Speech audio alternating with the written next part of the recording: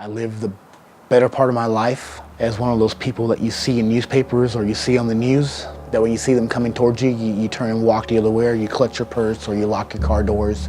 My name is Will. I was born in Memphis, Tennessee in the early 70s. My father, which I never got the privilege to meet, passed away roughly 30 days after I was born. And she was a single mom raising 3 kids in early 70s in Tennessee. Our home was riddled by abuse. On a regular basis, beat my mother like she was a man.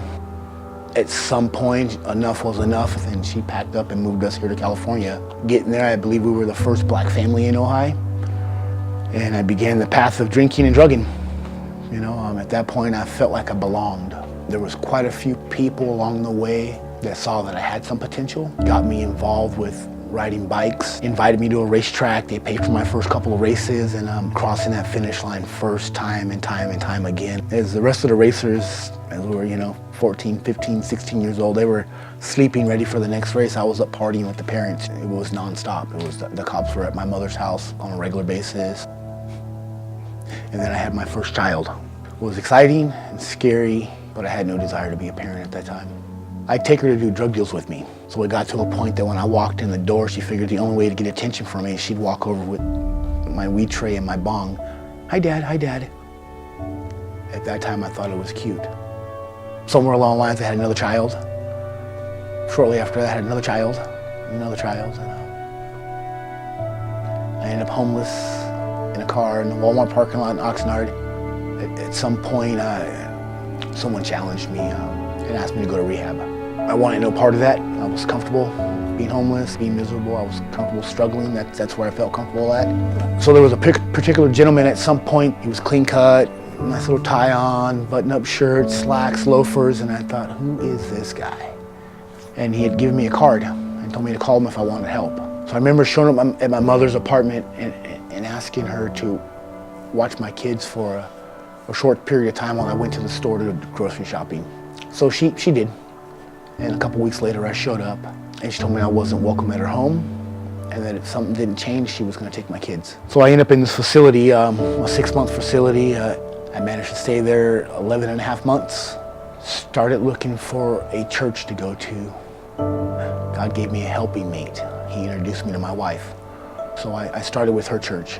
Once again, I was slapped with the harsh reality that you're not accepted here. And that broke my heart. So I was done.